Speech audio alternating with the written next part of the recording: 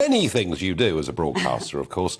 Tennis punditry is very much up there. I love it, actually. And I mean, boy, what a political year it's been. I mean, it started off, of course, back in January with the Australian Open, and I finished up in Belgrade with the Djokovic family. Oh, that's right. Yes, because How did you find them?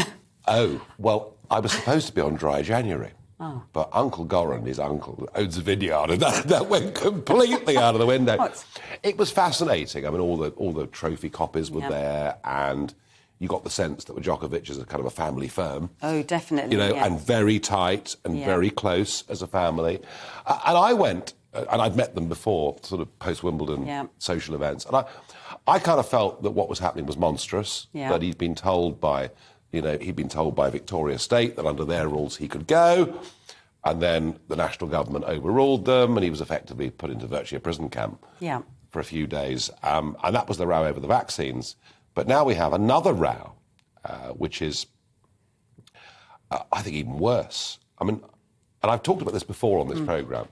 You know, when apartheid South Africa was taken out of the rugby and cricket worlds, you know, Gary Player, who was a South African, still was on the American tour, won the US Masters, won the US Open, because he was Gary Player, golfer, as an individual. He wasn't representing the South African government. And now what we find, it's very difficult, but now what we find, I mean, there are some blooming good Russian and Belarusian tennis players, both men and women. And they're not allowed to play in Wimbledon, despite the fact that they're not directly representatives of their country. And there are some said they must denounce Putin. But then, if my mum and dad lived in Moscow, would I...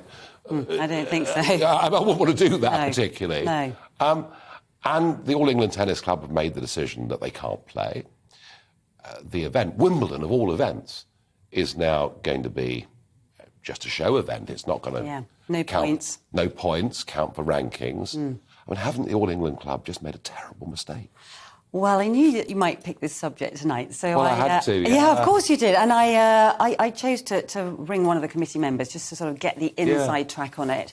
And my opinion was very much with you, and you know, I feel like I'm very, very sad for the players. You know, you work your whole life and you're dedicated to try to win a Grand Slam, and actually Wimbledon is probably the pinnacle of, I believe, in most players' minds. It won't be in all of them, but for most of them, they would want to win Wimbledon. Will it be after this?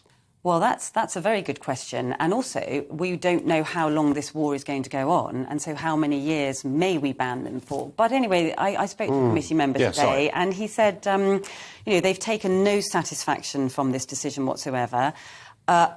According to him, it was obviously a government directive, and that they had laid out this guidance that they did not want any neutral players, which, of course, the French Open did take the neutral players. And as you've pointed out, you are playing there as an individual, but they have the guidance from the government was that. The other option was that they signed the declaration, as you said. I mean, Wimbledon didn't want to put the players or their families under that stress, because who knows what would happen. It could be horrendous. So government pressure is what as I understand it. And then they obviously didn't want a Russian or a Belarusian player lifting possibly the trophy. And the only other option, he said, was to just not invite them. But it has affected 70-odd players. And, of course, tennis is quite fragmented, because you have the Grand Slams, Australia, French, Wimbledon and US Open. You've then got the governing bodies, the WTA, which represents the women, the ATP that represents the men, the ITF, which represents team competitions and lots of wheelchair events and the lower tier level events as well. It's all a little bit fragmented. And of course, there's pressure come down now saying, well, this is discriminatory and we're going to take the points away. So it's actually a bit of a mess. And it's a mess. I think the All England... I mean, you don't have to comment on it, but I think the All England Club should have told the government to go to hell, frankly. Well, as I understood it, it was an interesting one. I don't know that this is correct, but I understood that if they had done that, possibly the government might have taken away visas anyway. But I don't know. Well, so it's an interesting...